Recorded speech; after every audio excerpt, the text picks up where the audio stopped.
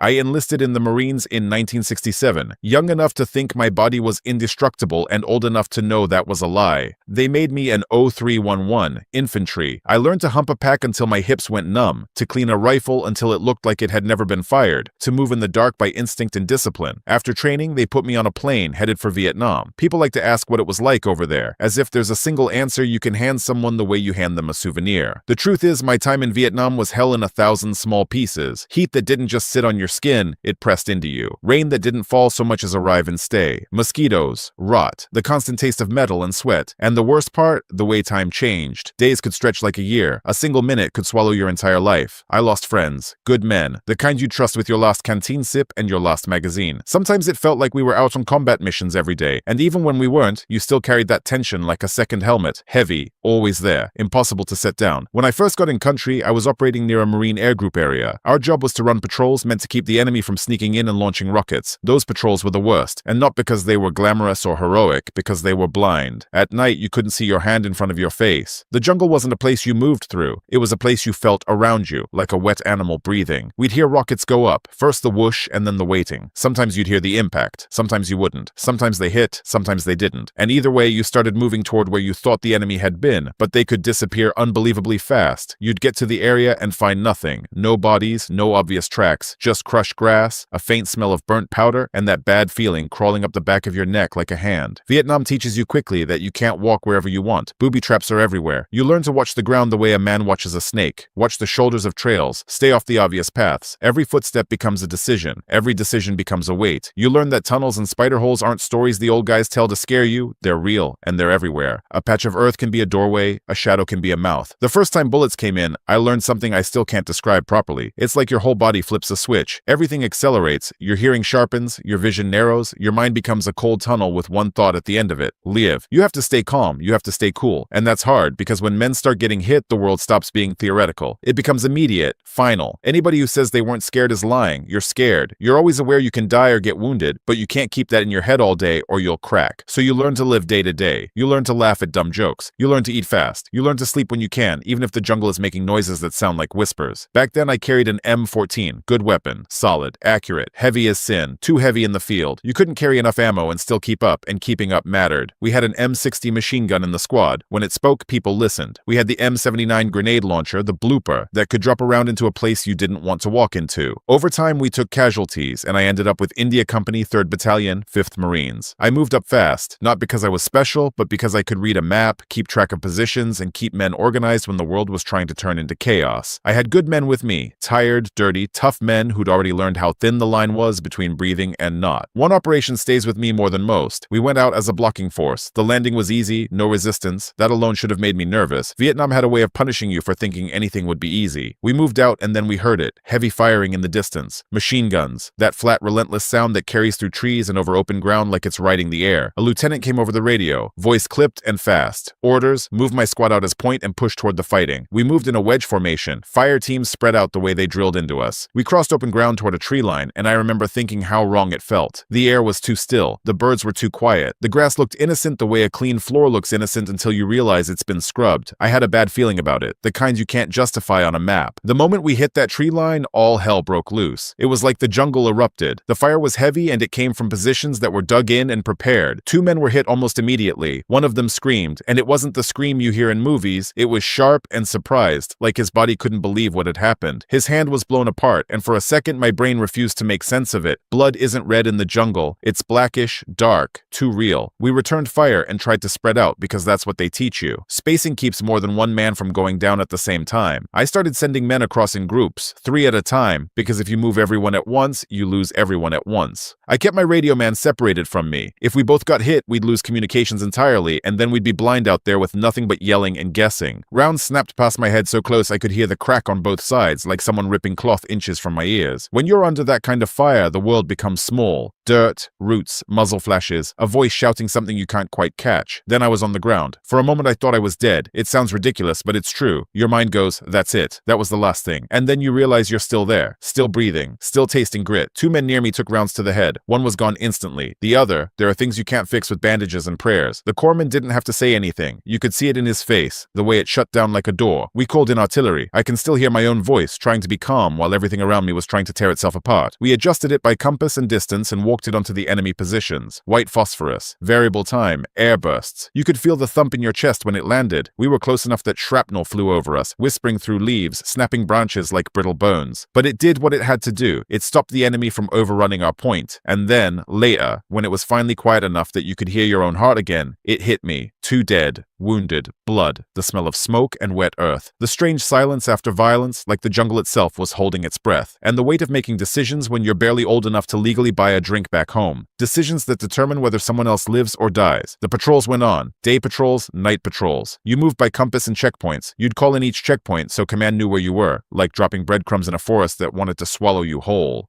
Combat wasn't always big battles. Sometimes it was being popped at, single shots from a tree line, from a hedgerow, from a ditch, and then silence again. Sometimes it was an ambush that lasted a minute and felt like an hour. Sometimes it was a night attack and illumination rounds turning the jungle into daylight for a few seconds, long enough to see enemy troops moving toward you like shadows that had learned to walk. When medevac came in, you protected them with everything you had. Smoke grenades marked the landing zone, guns stayed hot, you fired to keep heads down while the wounded went aboard. Those helicopter crews saved lives, so did the corpsmen. Men who could do surgery in the mud if they had to, hands steady while everything around them shook. The Viet Cong were different from the North Vietnamese regulars. The Viet Cong would strike and fade, hit you, vanish, become civilians again by the time you reached the village. The NVA would hold longer, fight harder, stay in position. But the hardest part was the same. No matter who it was, you often couldn't see them until they fired. And you couldn't always tell who was who in a village. A farmer's hands could be empty, or they could be carrying yesterday's rifle marks under the skin. Civilians were stuck in the middle of it, and the war didn't give clear answers. Sometimes they helped one side because they had no choice. Sometimes you could feel hostility like heat. Sometimes you couldn't feel anything at all, and that was worse. I was shot with only a few weeks left in country. You never hear the round that hits you. One moment you're up, the next you're down. At first they bandaged it and thought it would be fine. Then it got infected, like Vietnam had found one last way to reach inside me and leave something behind. I was moved through hospitals, treated, packed in ice, flown out. Recovery took time, and the war didn't just end because I left the field. Tet was another moment that proved how fast everything could change. People talked about ceasefires, like the word itself could tame the jungle. Then all hell broke loose across the country. You did what you were told, and you tried to stay alive. When I came home, it was worse in a different way. We weren't treated like heroes. Some people called us names. Some people looked at us like we were something dirty. A lot of my friends had never served. They couldn't understand it. They didn't know what it meant to depend on the man next to you for your life, or what it felt like to see a man killed and still have to move because stopping was how you died. I didn't drink much. I didn't do drugs. I tried to keep myself straight, but the memories stayed. Flashbacks. A mind that wouldn't settle down. Loud noises that pulled me back without warning. The smell of rain on hot pavement that suddenly became monsoon rain on jungle leaves. Nighttime that felt too thick. Some things get better with time. Some things don't. If there's one thing I'd tell another veteran, it's this. Don't keep it inside. Get help. Find someone who understands it, or at least listens long enough for you to say it out loud. War is ugly. It isn't what the movies show. It doesn't always end when you come home, but you can survive it, and you can still build a life after it if you don't try to carry it alone.